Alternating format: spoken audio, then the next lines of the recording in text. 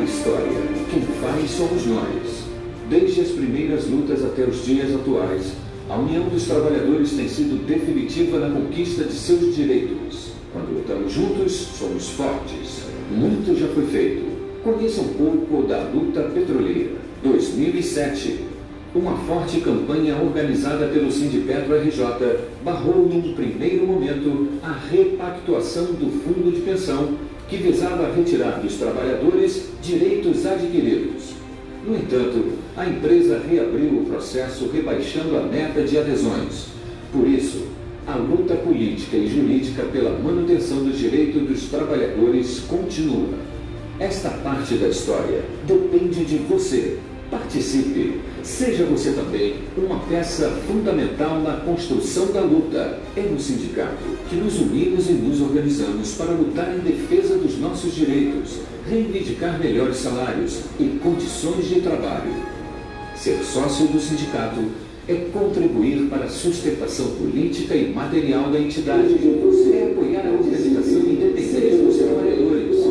É contribuir na luta pela construção de uma sociedade mais justa. Sindicalize-se. Se você já é sindicalizado ou sindicalizada, repasse esta informação para um companheiro ou companheira e fale sobre a importância da sindicalização. Sindipetro RJ, 49 anos lutando pela soberania nacional.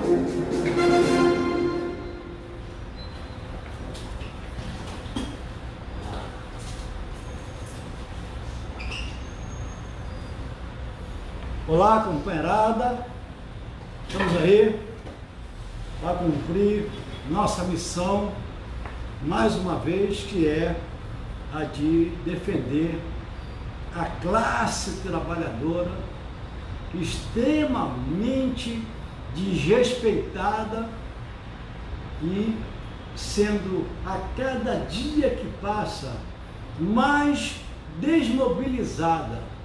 Nós precisamos estarmos radicalmente unidos para a defesa dos nossos interesses e das gerações futuras também. Nós hoje, eu e o Furtado, estamos muito, mas muito felizes. Por quê?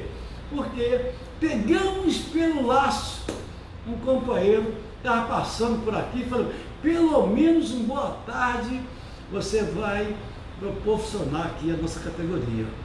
Furtado, suas considerações iniciais e faz logo a chamada do nosso convidado especial, tá certo? Porque o fluxo natural é sempre para a esquerda. Ah, claro, é evidente que aqui jamais seremos da direita, né?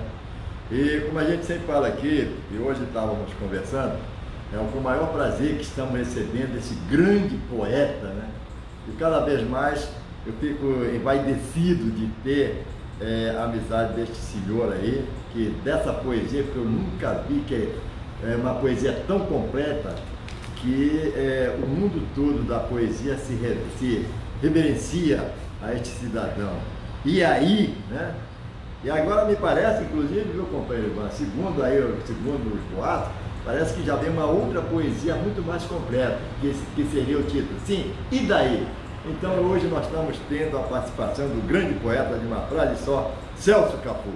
Cafu, antes de você se manifestar, já vamos agradecer logo de imediato, a Débora Cristina, que já entrou, está participando conosco, ao Edson Macena, a Simone Gaspari, ao Gessé Dávila, ao Odete Falcão, ao José Sebastião Fialho, ao Chicão Francisco, grande Chicão, meu irmão, ao Nestor Araújo Moraes também. São as pessoas que já entraram aqui na nossa transmissão. Mas antes do Cafu falar a sua poesia e fazer as suas considerações iniciais, eu achei um tesouro aqui nos nossos documentos. E esse tesouro, ele tem uma joia preciosa lá dentro, que eu vou fazer questão de dividir com vocês aqui agora. O título dessa joia é A Visita. Tá vendo, Cafu? A Visita. Se um dia você vir me visitar-me, por favor, no tapete da porta, além da poeira da rua, deixe também as suas tristezas, amarguras, dores e decepções. Adentre a casa sorrindo. Aqui com certeza vais encontrar um prato cheio de alegria, uma mão sincera e honesta, um abraço reconfortante. Café forte feito com água, não é essa água feita dentro da cidade não. Café forte feito com água, colhida na fonte da esperança. As frutas apanhadas das árvores, as frutas apanhadas das árvores da transparência e da dignidade. A árvore, interessante a árvore, né? Da transparência e da dignidade. O vinho a ser servido veio das uvas retiradas das terras férteis do coração. Encontrarás, no sentido das palavras, a magnitude de um outro amanhã. Não haverá aqui lamentação. O bem será uma constância. O sim da música terá um tom agradável. O silêncio, se houver, trará a suave calma da fé. O silêncio, se houver, trará a suave calma da fé. Em nenhum momento perceberás a mínima falsidade. A sinceridade predominará amplamente.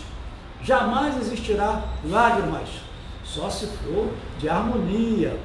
Assim, então, serás bem-vindo.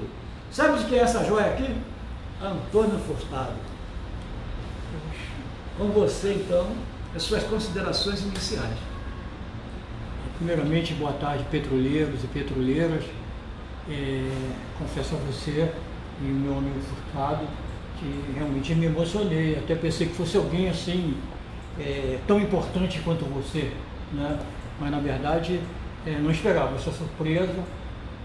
Me sinto até emocionado. Acho que apesar da nossa luta, a gente demonstra com esse fato de agora que a gente está unidos nessa luta. Me sinto emocionado e parabéns. Eu gostaria de parabenizar você. Até no primeiro momento, desculpe aqui os companheiros que estão nos ouvindo e nos vendo, pensei até que fosse brincadeira, né? Não porque eu acho que você não seja capaz de fazer isso, você é capaz sim. Mas eu me senti emocionado, bonito. Cafu, pensamento. Manda um abraço para o Nestor Araújo Moraes, para o Napoleão Nascimento, para o Fernando Barral, para o Alex Silveira e para o Nelson Novaes também. Obrigado, Quanta gente está chegando aí. Agradecer essa audiência, né, que é muito importante.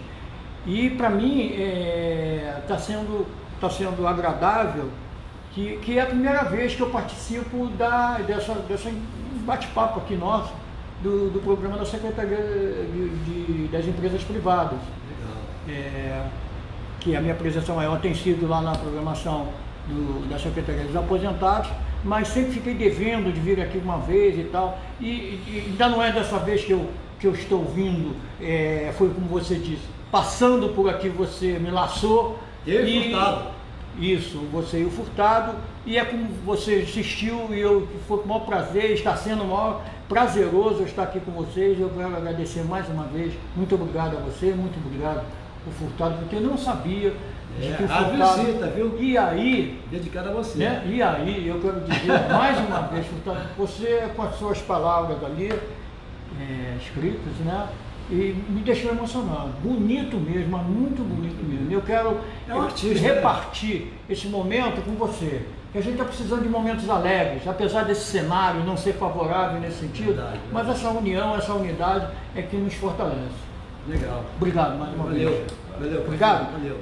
Vai indo? Vou indo, então tá mas fica acertado que voltarei. Então tá legal. Foi muito bom, viu, Furtado? Muito bom mesmo. Vai um abraço para Cristiano Silva e para o Nestor Araújo Moraes também está aqui. Ivan, Muito bom. Muita gente está aí. Ivan, parece que vai ser um dinheiro aí. Então eu ouvi. Essa eu ouvi. Eu vou ali, eu vou passar ali no banco, que eu tenho que tirar um dinheiro lá para minha secretária Cafu, lá do o que é essa rosa vermelha aqui, Cafu? Olha, essa rosa vermelha me lembra muito o PDT, que é o partido que eu sou simpatizante, não sou afiliado a nenhum partido, mas o PDT pela história da educação, né? Então lá o Brizola com Darcy Ribeiro, que tinha isso como foco principal, a educação. E qualquer partido que tiver voltado para o trabalhador, para a educação, que eu acho que é a semente principal de qualquer sociedade, eu estou junto. Cafu, antes de ir embora então, tu podia fazer um resumo de como será o nosso programa. Pode fazer ali um resumo? Para ler? Esse resumo aqui, Tá. o nosso programa vai ter os seguintes conteúdos. Qual é o conteúdo, Cafu?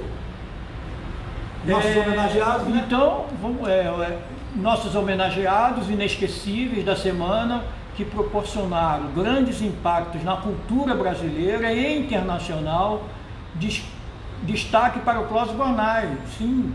Né? Ele era danado. O Clóvis Bornai foi aquele pessoal no desfile do Teatro Municipal, me lembro bem.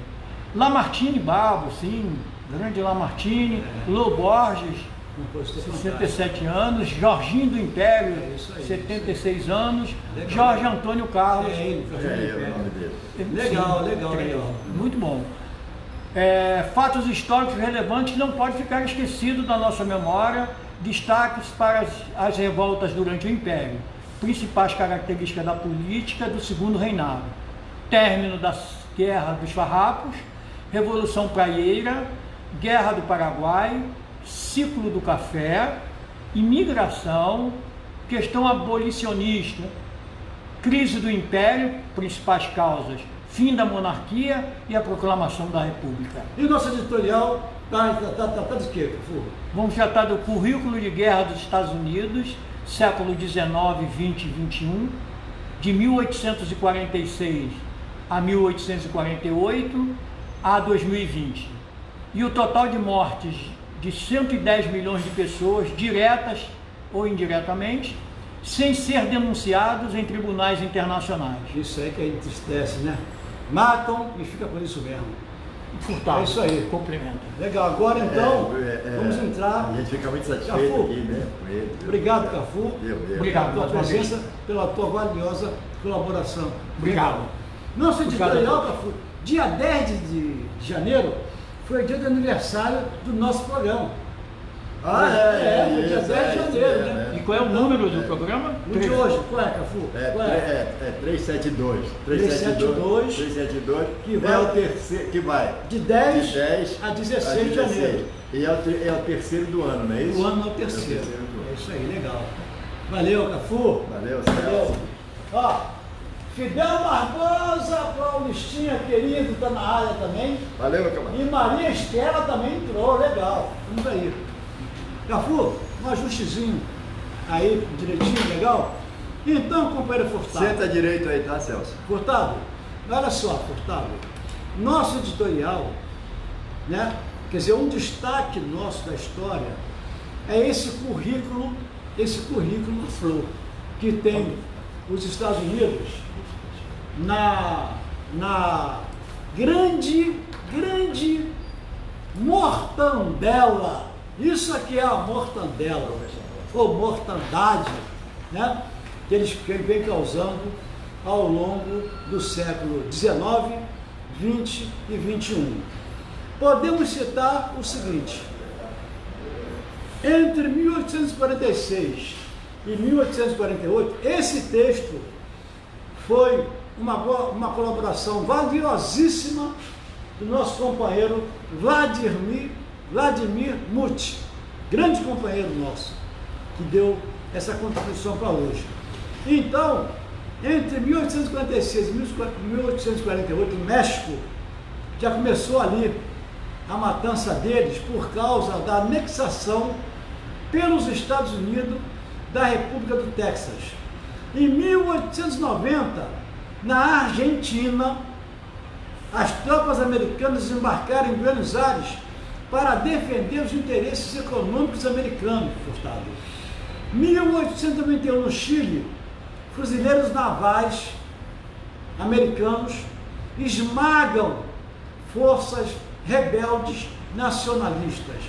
Em 1891, ainda no Haiti, tropas deles, americanas, debelam a revolta de operários negros na ilha de Navassa, que era uma ilha reclamada pelos Estados Unidos. Em 1893, no Havaí, a marinha deles foi enviada para suprimir o reinado independente e anexar o Havaí aos Estados Unidos.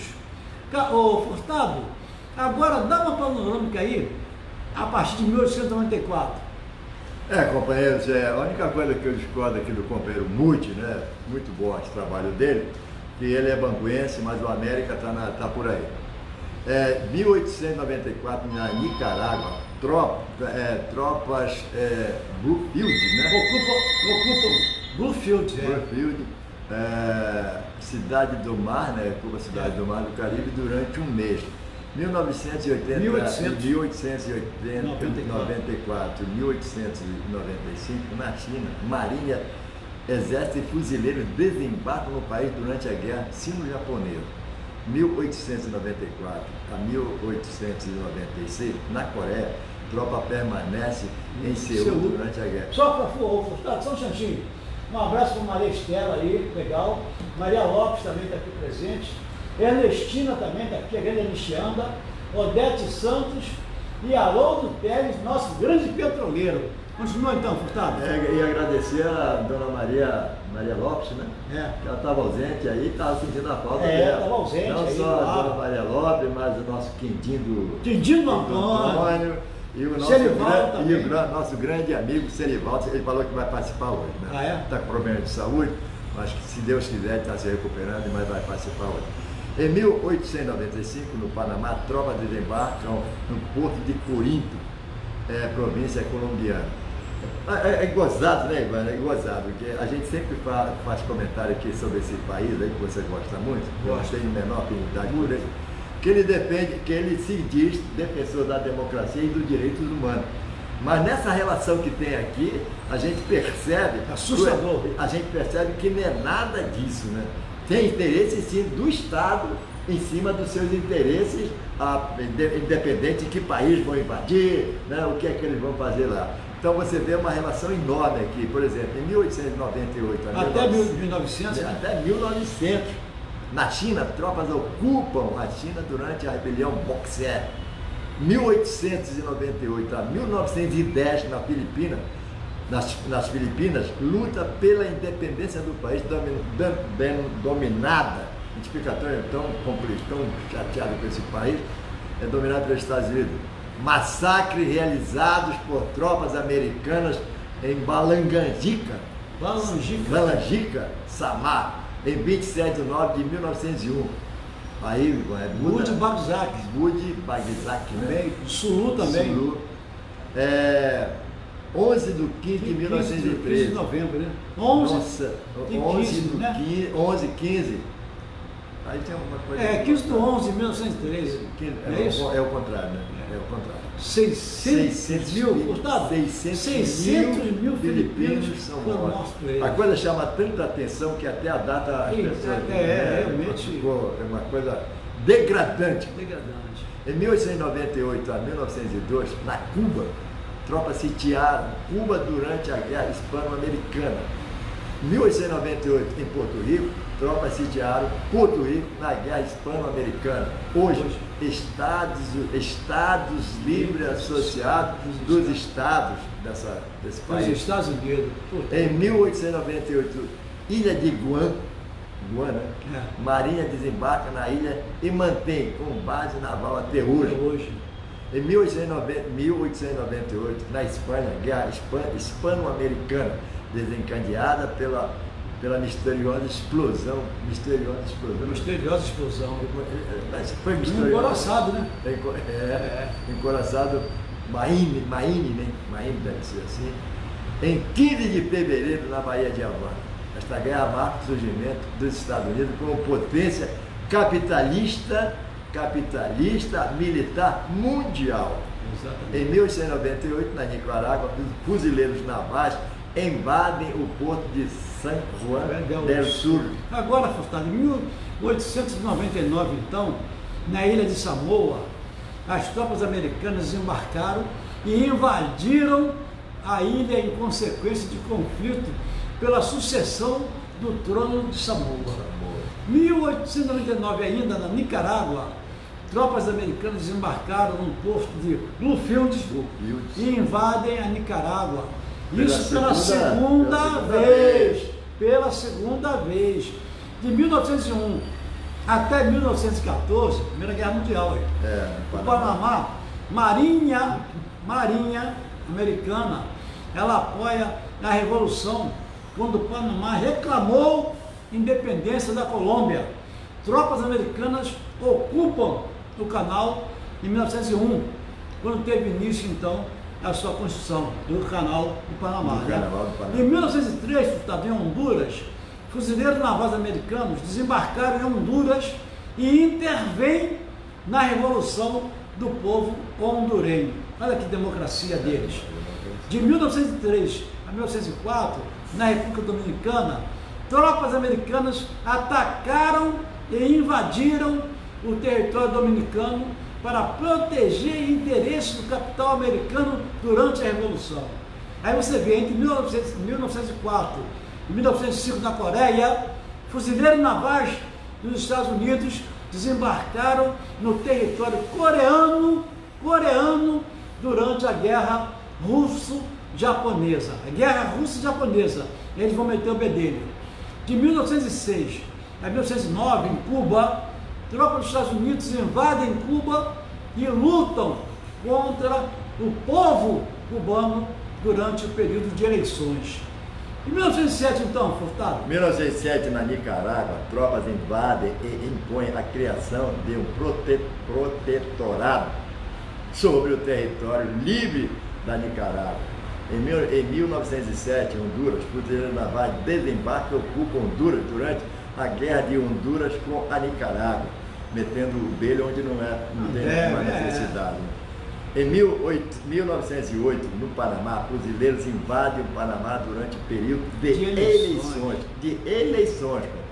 Em 1910, na Nicarágua, fuzileiros navais desembarcam e invadem pela terceira vez Bluefield e Corinto neste país. Aí, Furtado, a companheirada que está chegando aqui agora pode estar achando estranho. Isso aí, nós estamos fazendo um levantamento, estamos apresentando um levantamento das atrocidades dos Estados Unidos, da política externa americana contra a humanidade.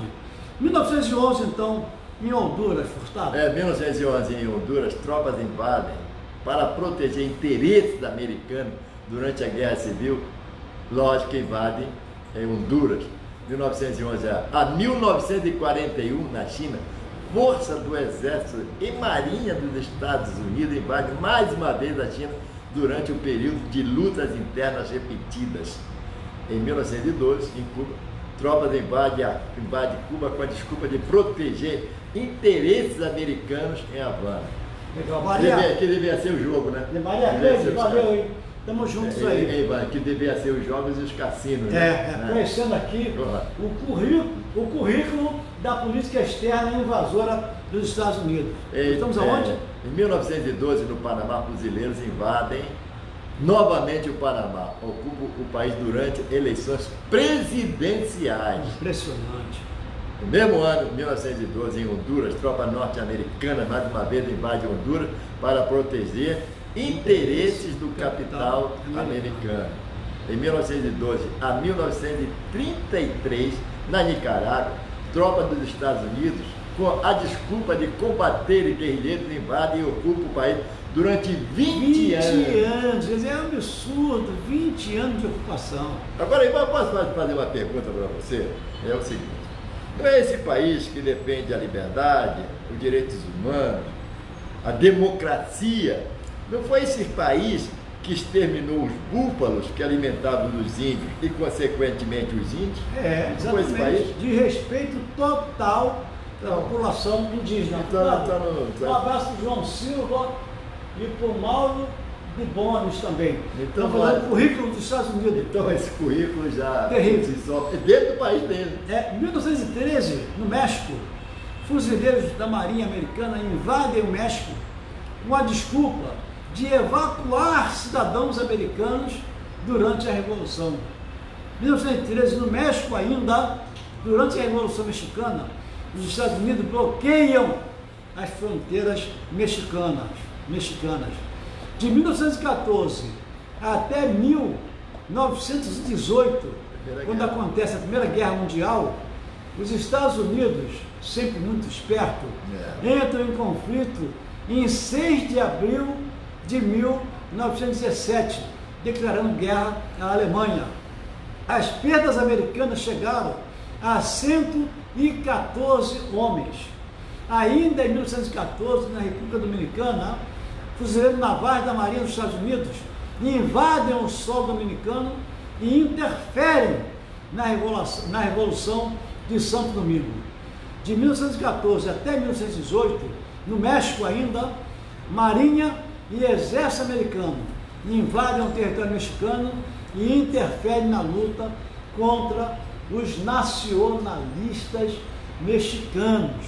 De 1915, portanto, até 1934, no Haiti, tropas americanas desembarcam no Haiti em 28 de julho e transformam o país numa colônia americana, permanecendo lá durante 19 anos.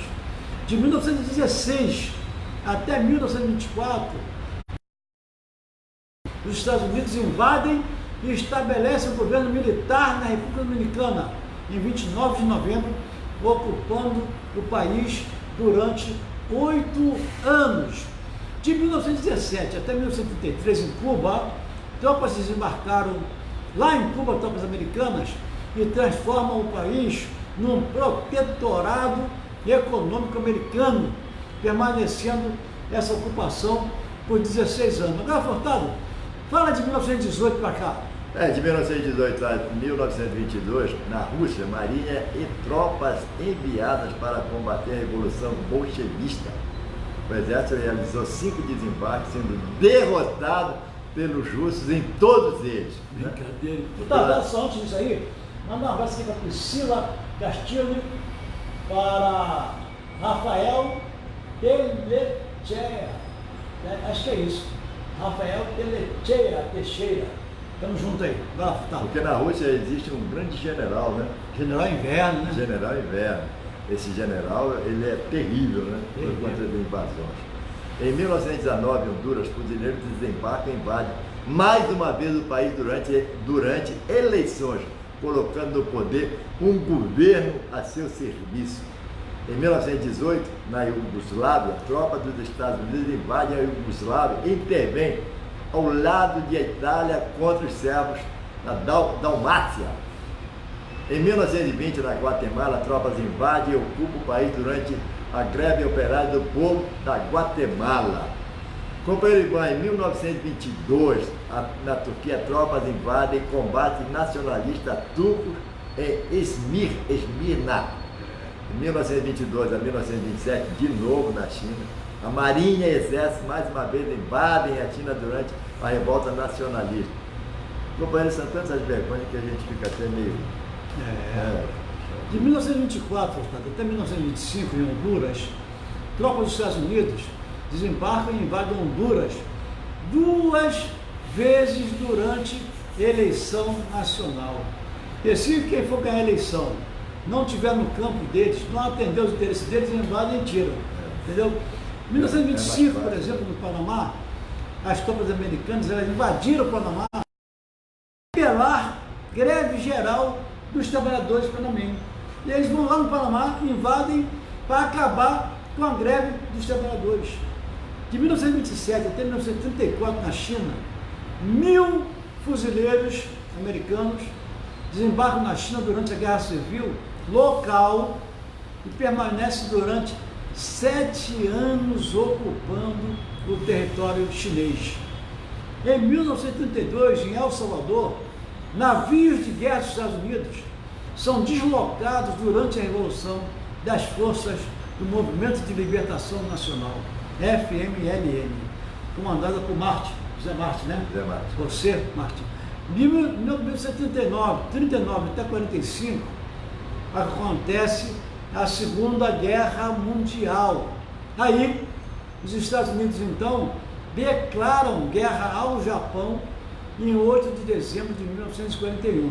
E depois, a Alemanha e Itália, invadindo, então, o norte da África, a Ásia e a Europa, culminando com o lançamento de 2 bombas atômicas sobre as cidades desmilitarizadas, atenção, que era Hiroshima e Nagasaki.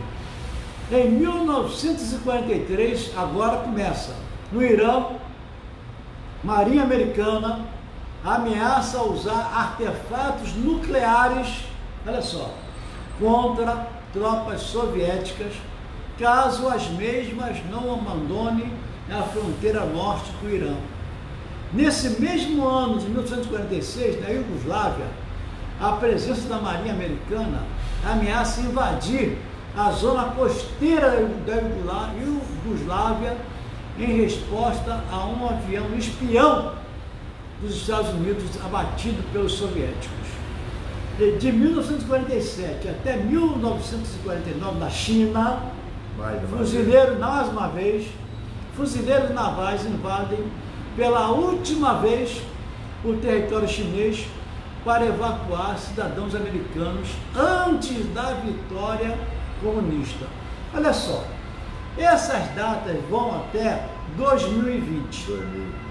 Quem quiser, que já está muito cansativo para isso também, quem quiser conhecer mais dessa data, vai até o site professorivanluiz.com.br, que de lá vai ter o programa, todos os programas estão lá. E de lá tem um link que vai levar vocês até um blog, onde todo esse conteúdo vai ficar lá à disposição. Nós vamos fechar esse trabalho que generosamente o MUT nos enviou, né? Esse currículo dos Estados Unidos. Vamos fechar isso aqui com o último ato deles, que matou lá no território, lá dentro do território do Irã, que matou o general Soleimani. E na realidade, o total, Furtado, diz pra gente quanto é que deu esse levantamento, o total de mortos promovidos pelos Estados Unidos. Atingiu a quantas pessoas, Furtado?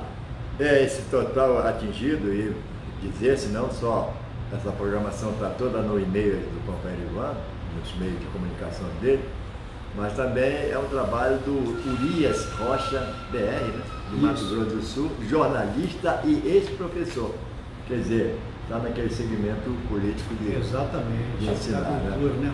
Na cultura. Bacana. Agora, o total de mortos promovidos por esse país que o Ivan adora, atingiram em torno de 110 milhões de pessoas, direto ou indireto. Foi condenado por qual tribunal, Furtado?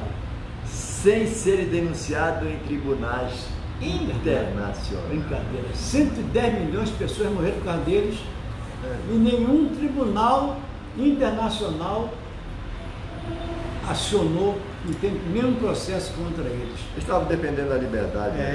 Furtado. Nós estamos então, Furtado, no programa 372, né? Isso. É o terceiro programa do ano, que abrange um intervalo de 10 até 16 de janeiro.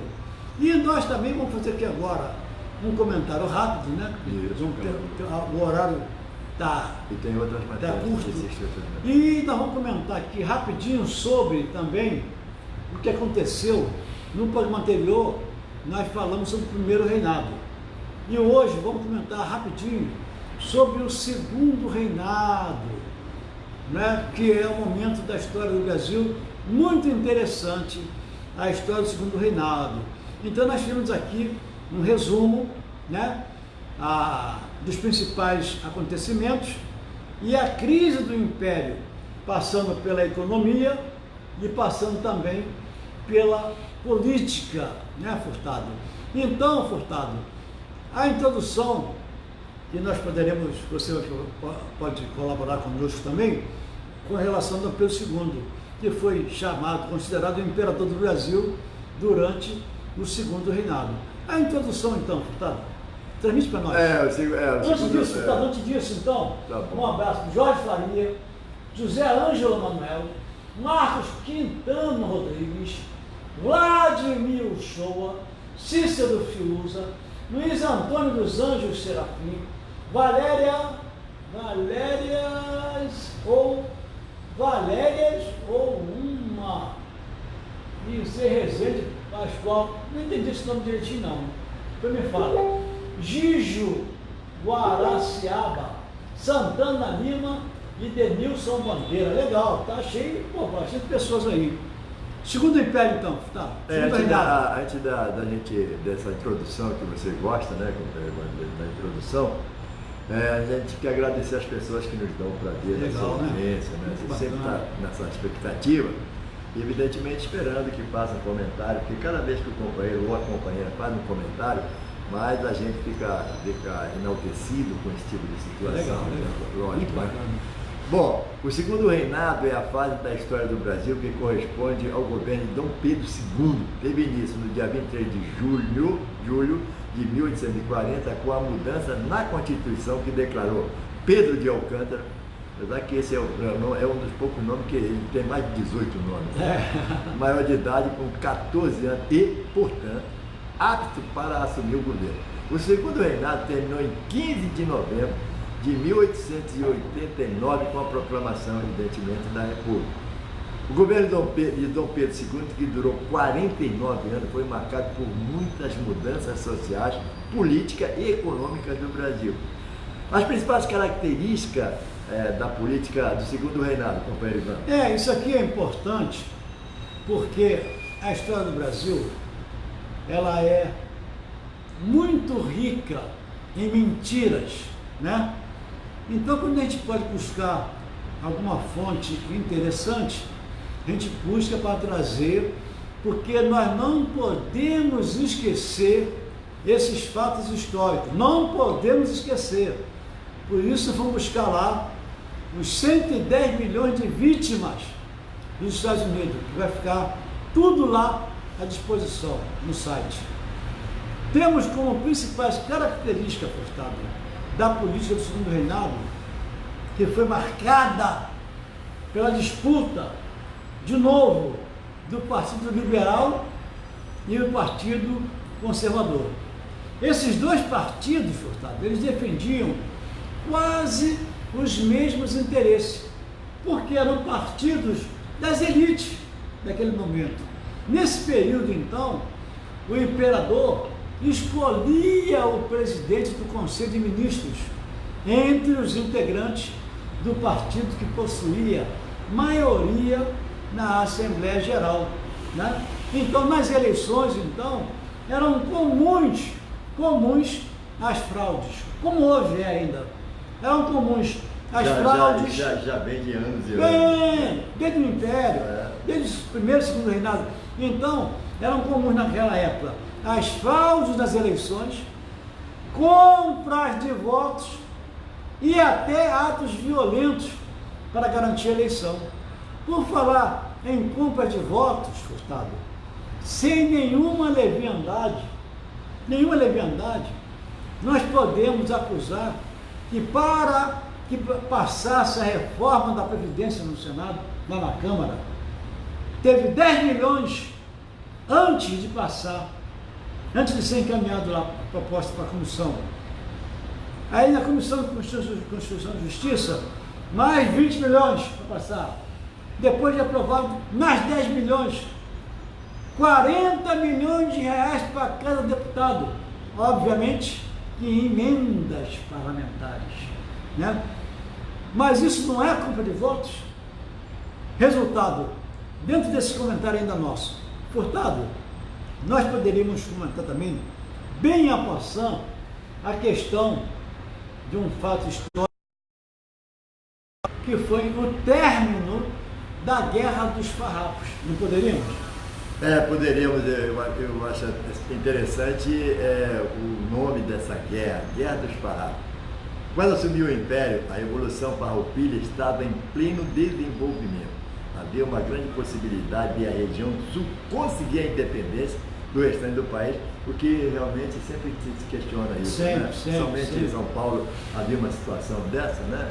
Para evitar o sucesso da Revolução, Dom Pedro II nomeou o Barão de Caxias como chefe do exército. Caxias utilizou a diplomacia para negociar o fim da revolta com os líderes.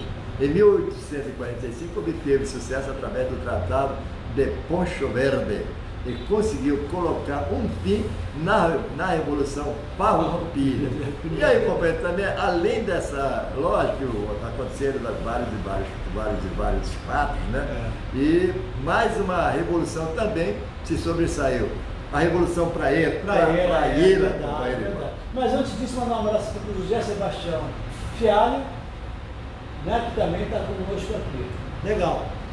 A Revolução Praieira também é interessante, que foi uma revolta liberal e federalista, Furtado, que ocorreu na província de Pernambuco.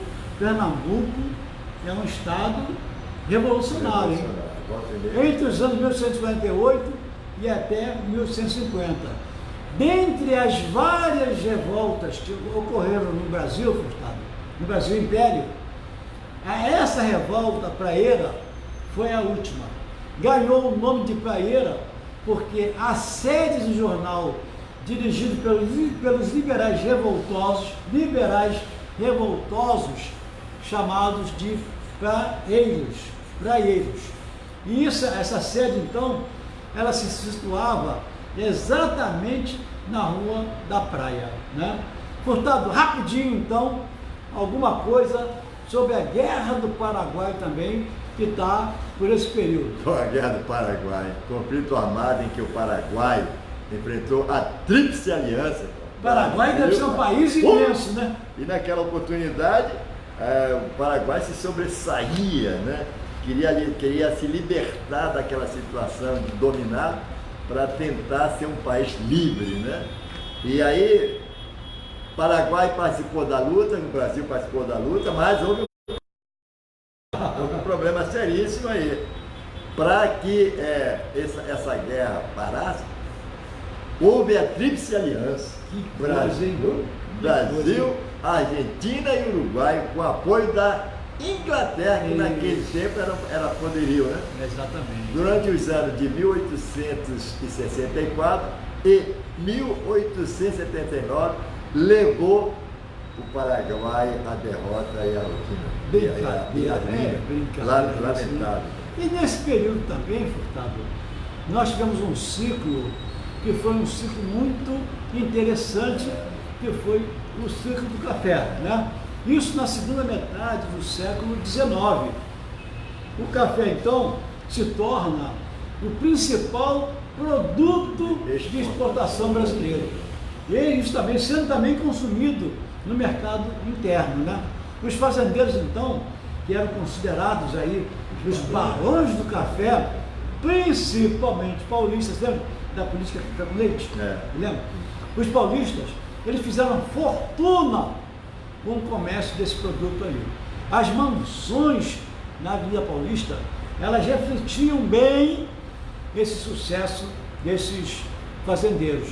Boa parte desses lucros, inclusive do café, foi investido na indústria, principalmente na cidade de São Paulo e também um pouco no Rio de Janeiro, favorecendo com isso o processo de industrialização do Brasil.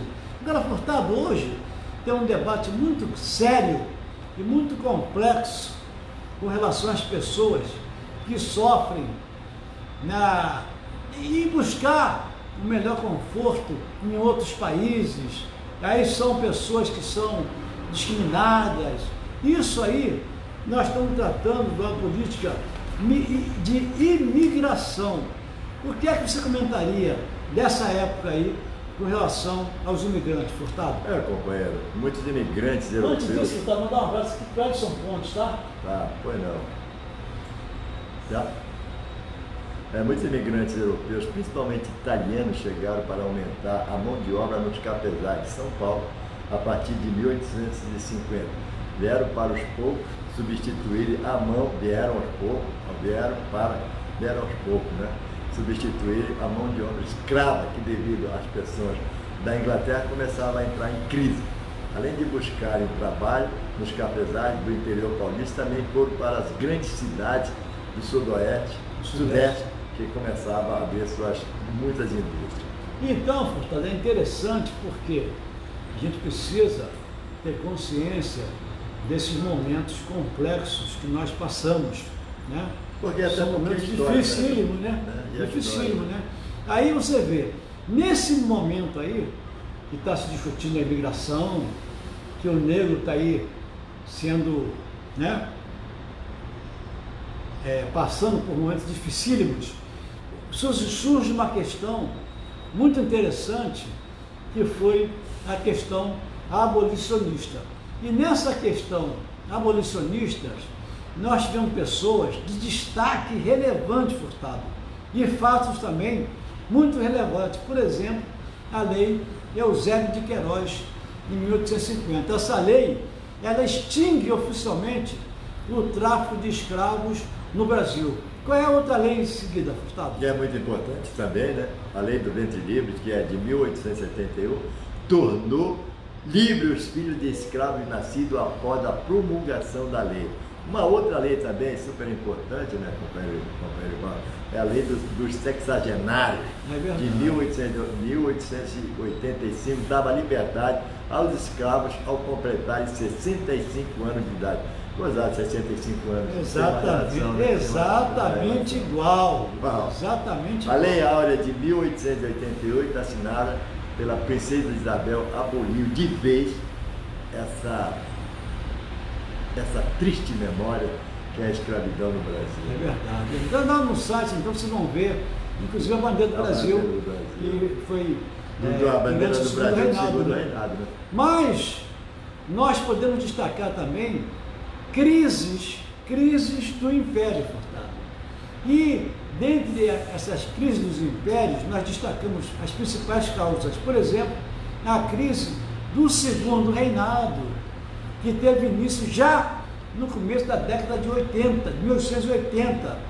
Essa crise, ela pode ser entendida através de algumas questões. Por exemplo, Furtado, a interferência de Dom Pedro II em questões religiosas, gerando um descontentamento nas lideranças da Igreja Católica no país. É exatamente igual ao nosso imperador atual, né?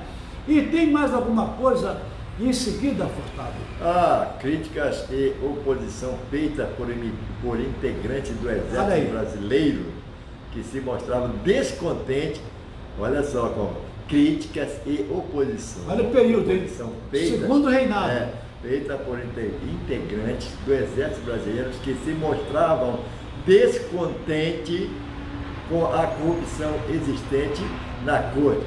Isso chama bastante atenção neste momento, que era preciso que o Exército Brasileiro, mais uma vez, ficasse descontente com essa entrega das nossas riquezas, com essas privatizações estúpidas que estão acontecendo. Exército da época. Da época, que teria, o Exército atual teria que se inspirar nisso, né? Para defender os interesses nacionais. Que é defender os interesses nacionais. Mas além disso também, Furtado, os militares estavam insatisfeitos com a proibição imposta pela monarquia, pela qual os oficiais do Exército não podiam dar declarações na imprensa sem uma prévia autorização do ministro da Guerra.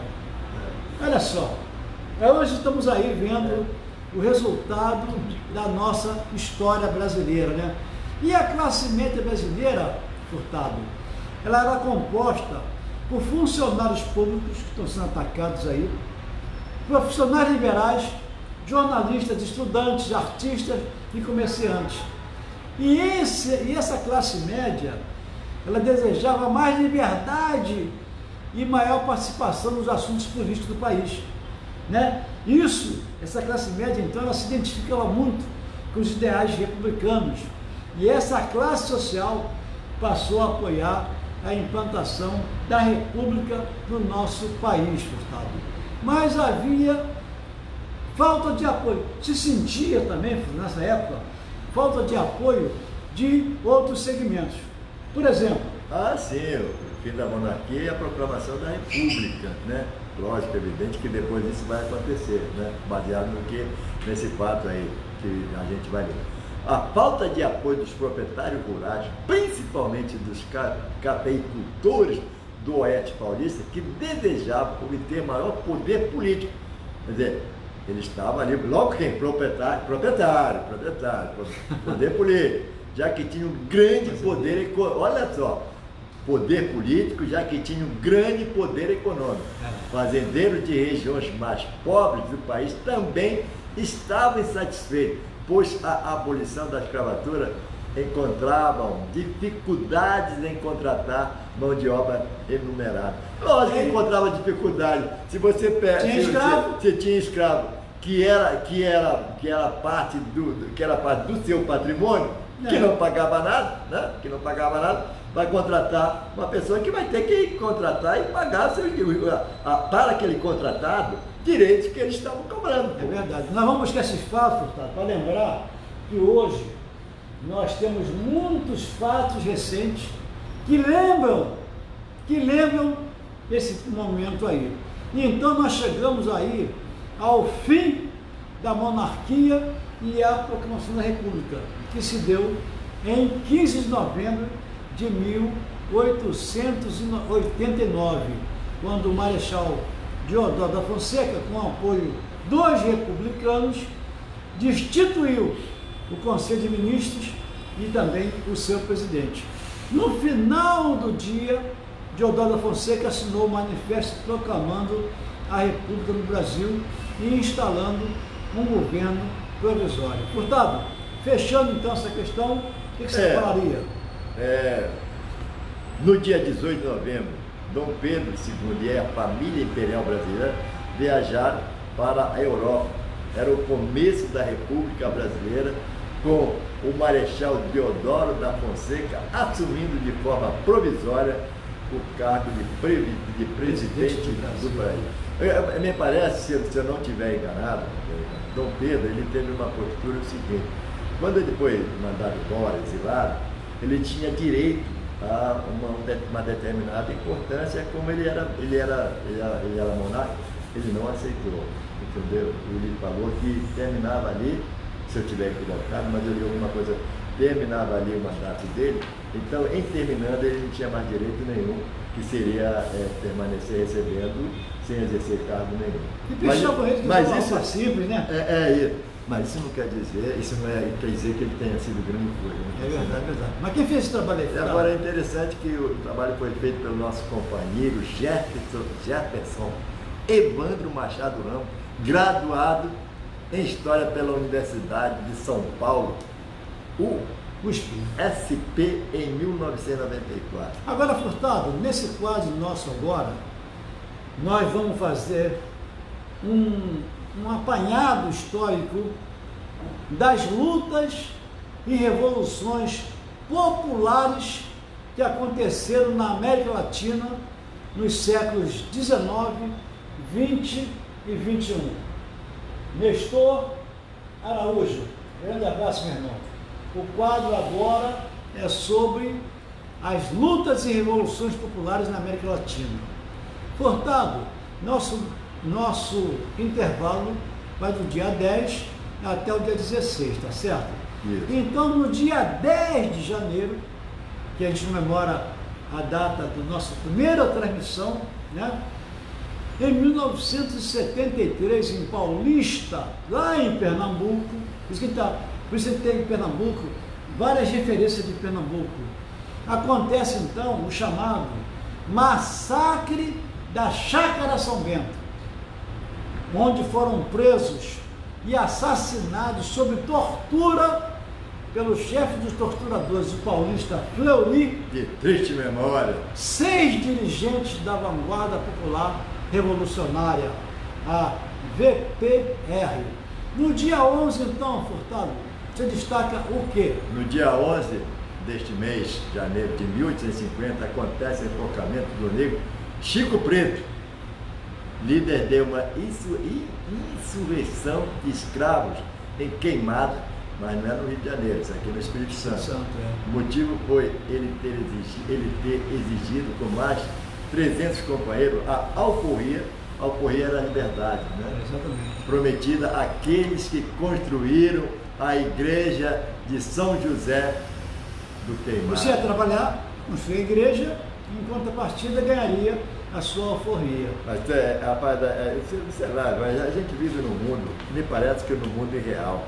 Você promete uma coisa, a pessoa não vai, cumpre. porque é simplesmente um negro, né, vai e não cumpre, como se o negro não fosse uma pessoa física, como se o negro não tivesse Merecesse respeito. todos os direitos e principalmente respeito.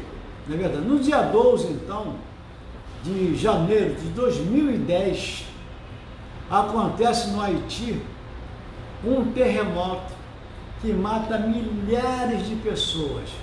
Uma delas é a nossa querida Zilda Arnes. Muito respeito, nós prestamos homenagem. Médica sanitarista brasileira dedicada às causas sociais no Brasil e no mundo, comprometida com os mais pobres e coordenadora da Pastoral da Criança aqui no Brasil, né, Furtado?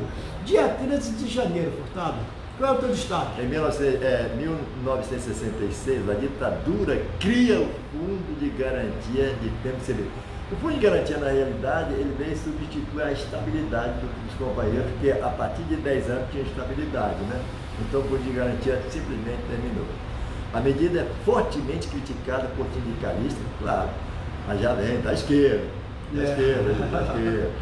por acabar com a estabilidade após 10 anos de serviço, como determinava a lei anterior.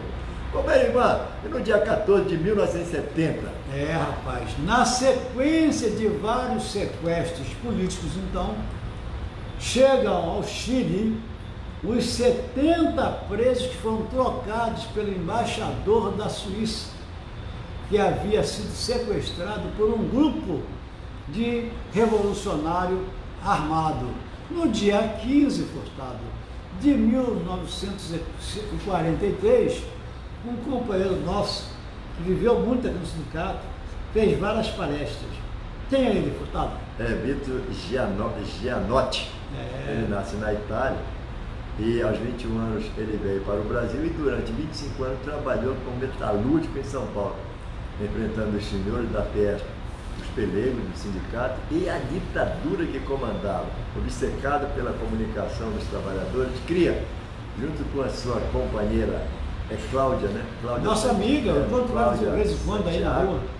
O Núcleo Piratininga de Comunicação. Dedicou-se os seus últimos 23 anos de sua vida a ensinar a arte a milhares de companheiros pelo Brasil afora. Furtado, sabe o que está aparecendo por aqui?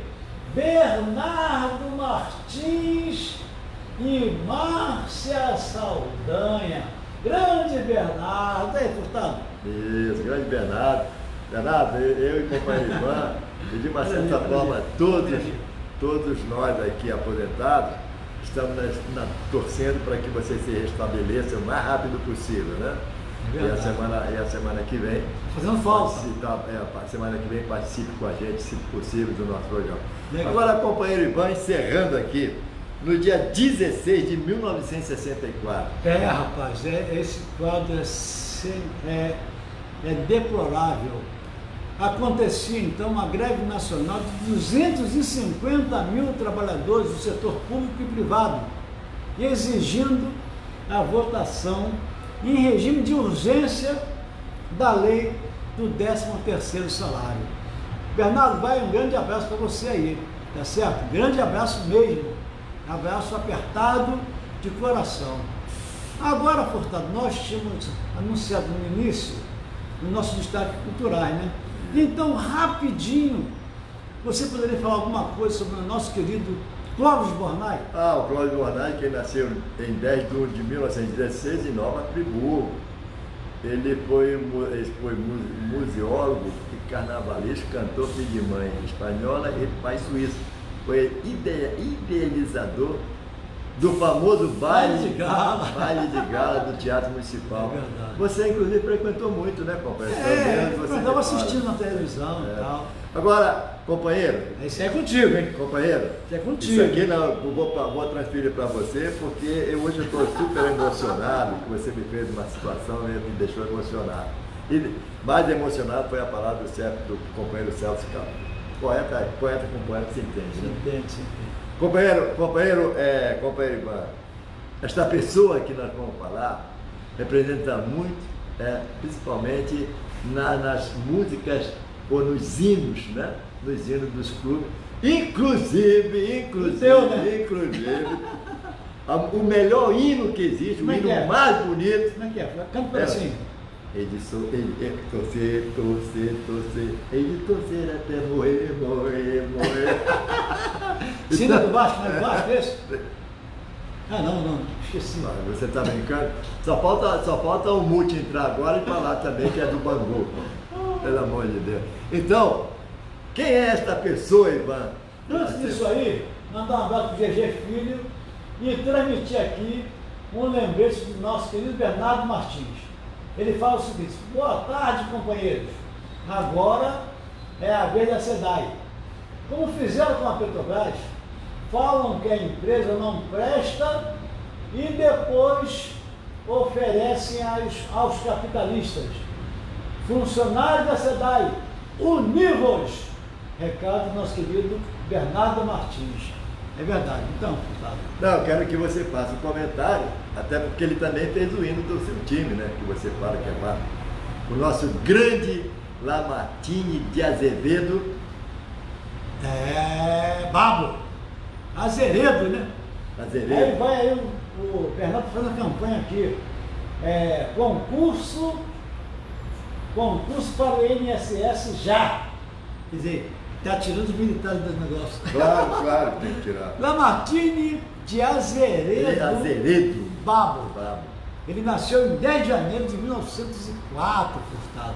Né? Capricorniano. Um grande compositor, revistógrafo, ele fazia revisão então, né? Humorista, radialista, produtor e filho do grande Leopoldo de Azevedo Babo e da senhora Bernardina Gonçalves Babo. E nasceu pertinho de você, Botiá Flotone. Pertinho da gente aqui, meu. Pertinho da gente aqui, atrás aqui, ó, no centro da cidade do Rio de Janeiro, numa época em que era hábito das famílias de classe média morar aqui pelo centro da cidade e tal. Tem mais material, muita coisa do Lamartine Babo, que vai ficar à disposição lá no blog, né? Quero dizer o seguinte, e aí, papai? Quero dizer o seguinte. O grande detalhe, além de fazer o nosso hino, né? Que é o hino mais bonito de todos os clubes do Brasil, ou então todos os clubes do mundo. Quando ele foi enterrado, o caixão estava coberto com a bandeira do América. É verdade. Cumprindo-se assim, cumpria-se com isso o quê? O desejo de Lamartine. Ele queria ser enterrado com a bandeira do América. Ainda tem que dizer o seguinte: em 1960, quando o clube se sagrou campeão carioca, que é o único título que ninguém vai nos tirar, que é o primeiro campeão do estado da Guanabara. Lamartine prometeu e desfilou em carro aberto, vestido de diabo. Que é o símbolo do América. Agora, esse destaque aqui, Furtado, também é outro grande ser, que é o famoso Salomão Borges Filho, conhecido como Lô Borges. Foi a nossa pequena e sincera homenagem ao grande Loborges, que nasceu em Belo Horizonte, está sofrendo essas enchentes lá danadas, né? Das enchentes e uma cerveja que tem lá, né? E essa cerveja então está matando geral. Loborges, grande compositor, cantor, e na adolescência ele formou alguns conjuntos musicais com os irmãos dele, né? Como por exemplo os Beaver, integrado também por Beto Guedes. Muitos de seus 11 irmãos tornaram-se músicos. Por exemplo, Furtado, Márcio Bosch, que esse é um parceiro constante, e também o Telo Borges, autor, junto com o irmão Márcio, de Vento de Maio. É um clássico isso aí, né? Essa música foi gravada pelo Loborges e também pela grande e inesquecível Elis Regina. Fechando então essas homenagens, Furtado, como é que nós vamos terminar essas homenagens na área cultural? É com o grande Jorge Antônio Carlos. Conhecido como? Jorginho do Império. Ele nasceu no dia 13 de 1 de 43, no Rio de Janeiro. Cantor, compositor, filho de Mano Décio. Tem até uma história super interessante sobre isso aqui. O Mano Décio, ele vestiu o manto, mas não quis ser imperador, não é isso? Entendeu? Então tem uma música, o Imperador, do Jorginho do Império, que faz uma homenagem ao grande Mano Décio, que é seu pai. Legal, compositor legal. e fundador da escola de São Império Serrano. Minha escola de coração. A sua é. É verdade. Mas toda hora você fala que Não, sempre fui Império Serrano. Adoro a Mangueira, mas eu sou imperiano. Então, desde criança você frequentou a escola, Império Serrano? Desde criança frequentou a escola, sendo um dos seus mascotes. Foi o puxador oficial. Puxador? Que o Jabelão falava que puxador é outra coisa, não é que você gosta. Principalmente hoje. Principalmente hoje, né? Era o cantor oficial da Império Serrano nos anos 1996, 97 e 1998. Bacana, bacana. Grande. Então, Furtado, nós ficamos muito orgulhosos de termos realizado mais uma missão, né, ao transmitir a edição nossa de número 372, que abrangeu o intervalo do dia 10 a 16 de janeiro, e sendo nossa terceira edição do ano. Eu, de antemão, Bernardo Martins também mandou aqui uma outra mensagem. Concurso do INSS, tá certo. Então, Célia Chaves está chegando aqui agora e eu estou me despedindo, pedindo a vocês para irem até o YouTube. Chega no YouTube e procura, clica lá assim, MP372, que é essa edição de hoje. Aí se inscreve no canal. Lá agora parece que tem 212 inscritos. Nós precisamos chegar a 1000 inscritos para poder transmitir pelo celular, que aí a imagem fica melhor. Por esse computador nosso aqui, esse laptop, fica muito escuro, a imagem fica escura, não está legal. Porque está cortando a imagem, está estranho. Aí pelo celular fica legal. Mas ele tem que chegar a 1000, só tem 202 lá. Dá uma força lá. YouTube, procura MP372 e se inscreve lá e clica no sininho para receber as nossas informações. Eu me despeço já então, agradecendo essa grande audiência, e nós não podemos esquecer, Furtado, um detalhe fundamental, que são as pessoas, Furtado, do exterior, que estão nos prestigiando, né? Então, no último programa, que nós tivemos 215 pessoas, 78 pessoas, Furtado, era do Brasil, né? Dos Estados Unidos, eram quantas pessoas, Furtado? 48. 62 pessoas. 62. E da Alemanha, Furtado? Deram 50, foram 50. E da Finlândia? Da Finlândia, 13. Na Rússia? 4. Portugal? 3. Hong Kong? 2. Argentina? Canadá? Polônia? Então, nós queremos agradecer esse pessoal do exterior que também está nos prestigiando. Esses dados estão lá no Facebook, para quem quiser constatar. E eu, então, entra lá no site professorivanluiz.com.br tem uma aba lá que fala transmissões nas redes sociais. E lá vocês vão ver esse gráfico com as pessoas do exterior nos dando essa força. Então, eu me despeço aqui até a próxima quinta-feira, se Deus quiser. Portanto, como é isso aí, companheiro. Antes da gente se despedir, nós queríamos fazer um comentário aqui, foi até baseado no que o companheiro Bernardo fez. Eles estão fazendo um ataque maciço contra uma empresa que tem qualidade, contra uma empresa que sempre nos atendeu bem, contra uma empresa que não é deficitária, contra uma empresa que teve sempre a hombridade na qualidade da entrega do seu produto, que é eles estão atacando aí, uma hora estão dizendo que é algas, né? Uma hora é algas, outra hora é sujeira, né? Então eles estão fazendo um ataque interminável. Sabe por quê, companheiros? Sabe por quê que eles estão fazendo isso? Porque eles querem privatizar. Eles não falam a realidade dessa empresa. Eles querem privatizar de todas as formas. A gente está vendo aqui, ó, aqui as nossas costas, está vendo aqui as nossas costas, que somos contra a privatização. Então eles estão atacando a SEDAI de toda forma possível. Eles querem privatizar. Mas como há uma reação dos trabalhadores, lógico, evidente, que nós como trabalhadores aposentados, nós como trabalhadores da ativa, temos que cerrar fileiras em torno da defesa desse patrimônio que se chama SEDAI, da mesma forma também que temos que estar na luta em defesa da Petrobras. E outro agradecimento que eu quero fazer aqui, companheiro, fiquei bastante emocionado.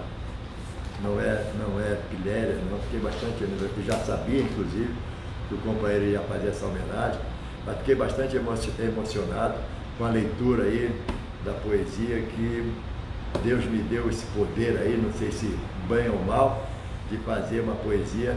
E também quero agradecer as palavras do companheiro Celso Capu, que é outro poeta também, né? Que é outro poeta. Agradecer ao companheiro Ivan essa emoção. Volta e meia, não é novidade, o companheiro Ivan sempre me surpreende, né?